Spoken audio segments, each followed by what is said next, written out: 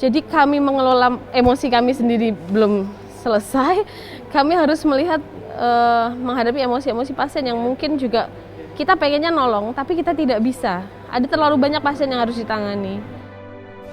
Seorang ibu yang umurnya 64 tahun dan putrinya yang berumur 31 tahun. Dicek dan tadi pagi saya mendapatkan laporan dari Pak Menteri Kesehatan bahwa ibu ini dan putrinya positif corona.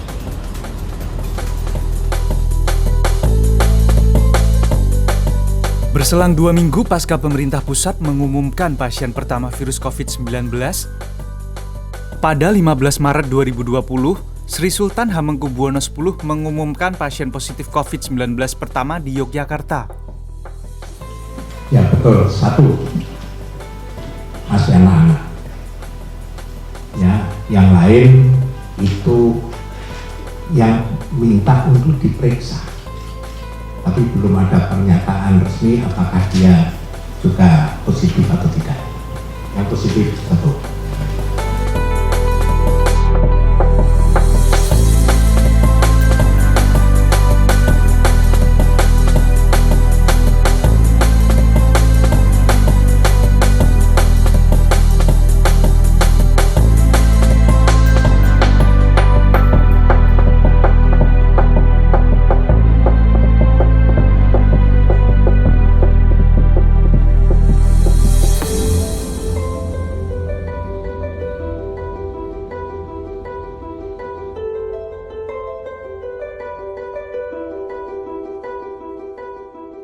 Di Yogyakarta setidaknya terdapat 25 rumah sakit rujukan yang menangani virus COVID-19.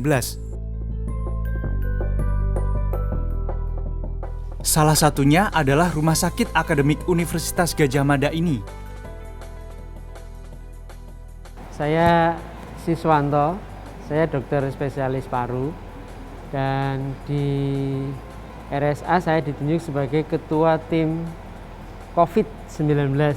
Ya, itu yang mengkoordinir untuk pelayanan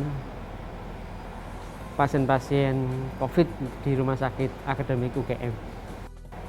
RSA itu membentuk satu multidisiplin tim, ya.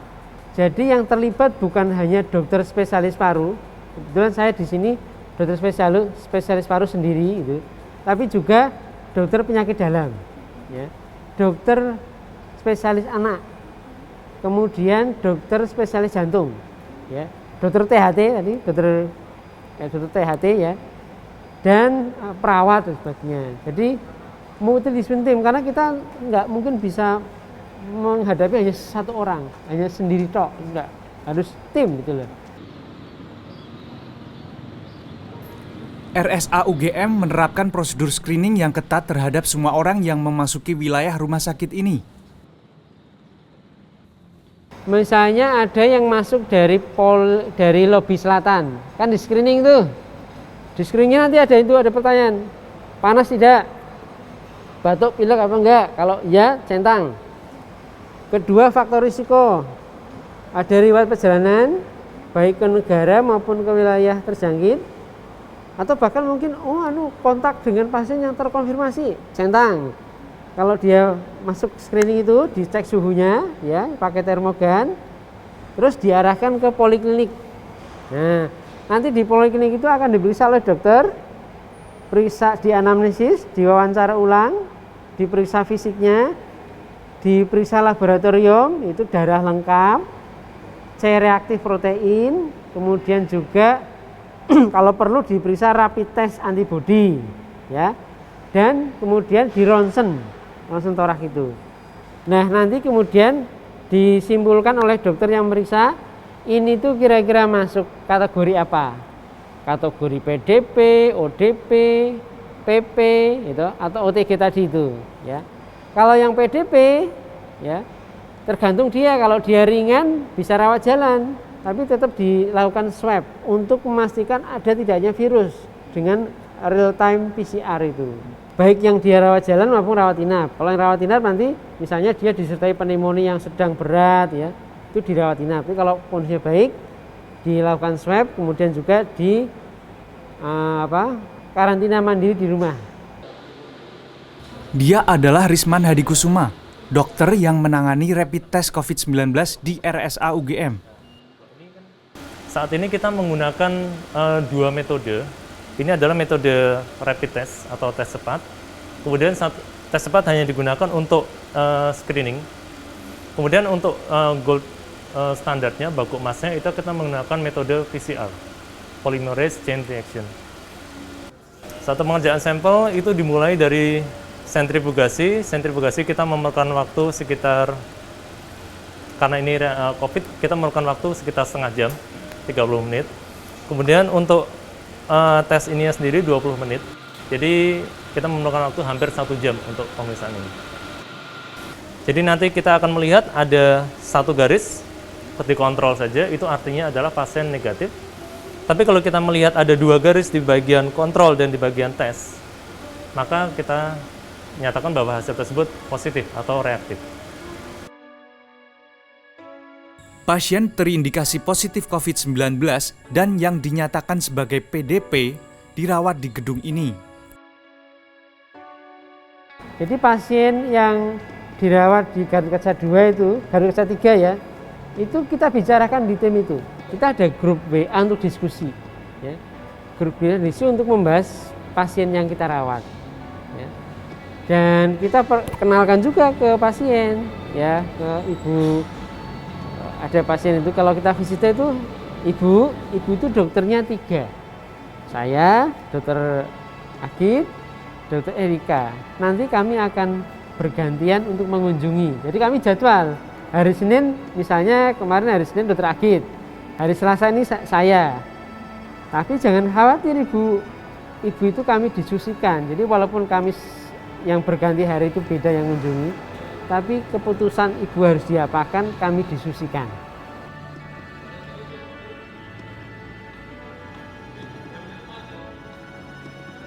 Dan alhamdulillah ini pasien kita sudah merawat pasien 3 positif. Alhamdulillah yang 1 itu sudah pulang hari Sabtu kemarin, dinyatakan sembuh. Dalam menangani pasien, para tenaga medis ini rawan terjangkit penularan virus COVID-19. Menggunakan alat pelindung diri merupakan hal wajib bagi mereka. Untuk APD yang kita gunakan pada tindakan aerosol itu kita menggunakan APD level 3.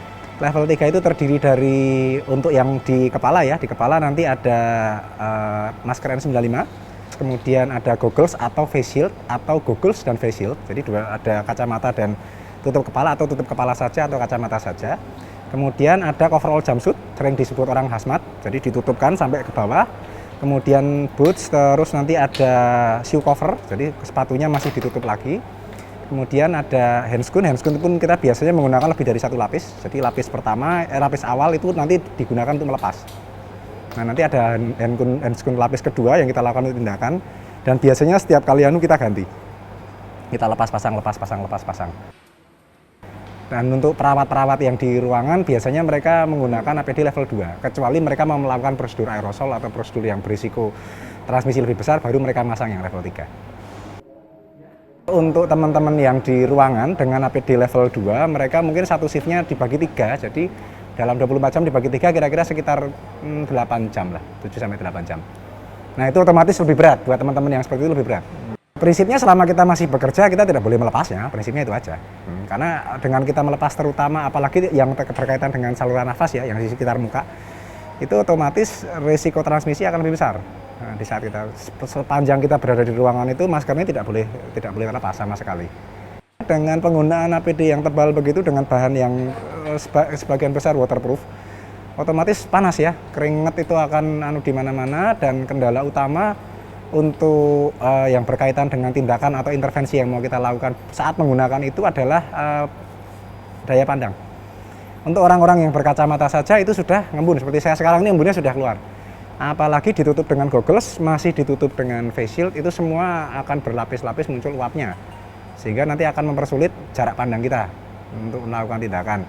Yang kedua, kelegaan bernafas otomatis ya, karena masker N95 itu relatif sangat kencang, sangat kuat, sehingga kita nafasnya itu lebih pengap. Nah, otomatis dengan begitu ya mungkin stamina cepat habis ya, yang pasti itu. Bahkan dengan masker yang respirator pun tetap itu panas, sangat panas di dalam. Kendala pertama itu adalah rasa was-was, ya, karena kan ini virus yang bisa menular cepat, ya, lewat percikan dahak, bahkan dicurigai dia bisa melayang-layang, gitu, airborne, ya, ke arah sana juga menguat, tuh. Jadi rasa was-was, misalnya kita juga tertular. Dokter, perawat, ya, semua tenaga yang berada di zona merah itu memakai APD untuk level 2-3. Jadi ini maskernya pakai masker N95, ya. Masker N95 kan sedikit, jarang. Ini masker N95 itu nanti di reuse 5 kali. Ada protokolnya untuk mendekontaminasi masker itu.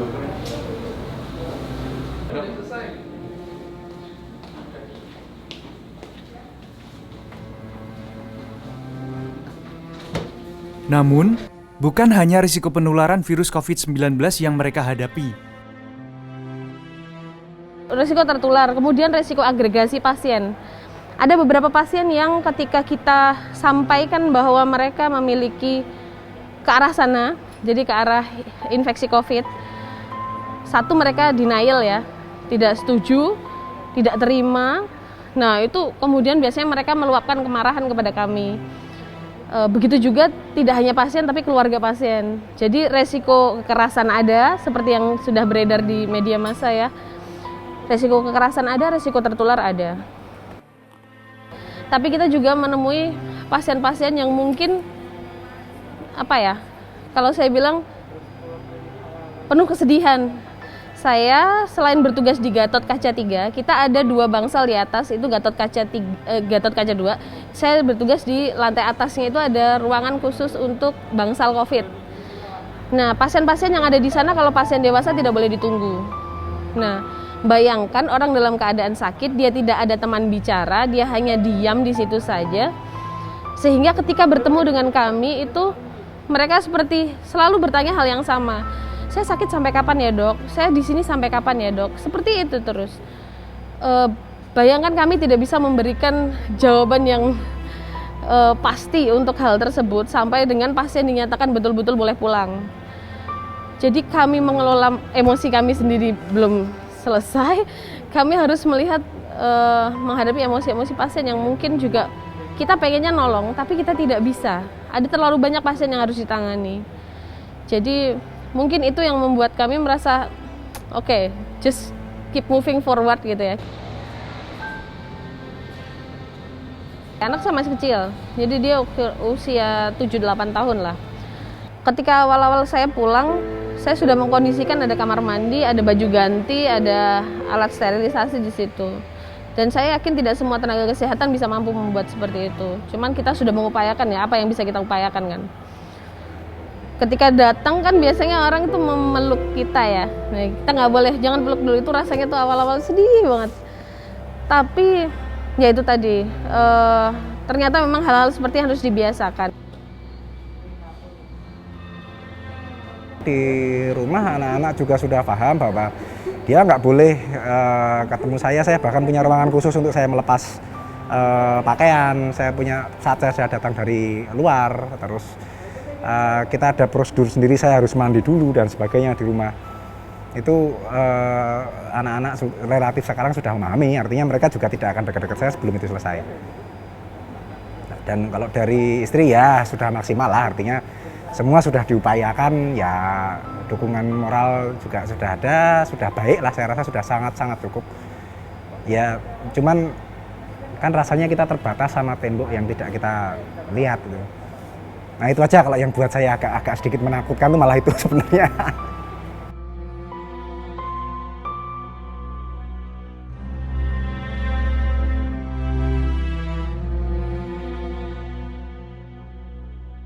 Ini kan kami sebenarnya itu di rumah sakit itu bukan garda depan, ya.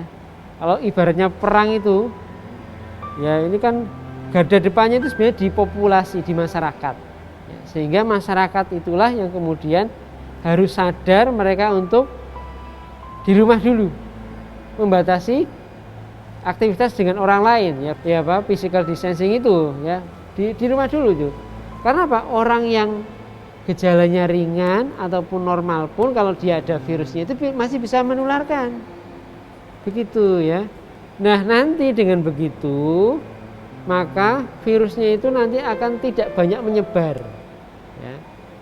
Bagi yang terkena, ya itu kemudian kami rawat, kami atasi di rumah sakit. Jadi rumah sakit itu sebenarnya bukan garda depan. Ya. Garda depannya di masyarakat. Kalau yang lolos kami tangkap, kami tangani. Itu. Tapi kalau semakin banyak yang lolos, kami akan kewalahan, berbahaya itu. Makanya ini penanganan pandemi di level komunitas itu harus bersinergi ya, dengan di level hospital, di rumah sakit.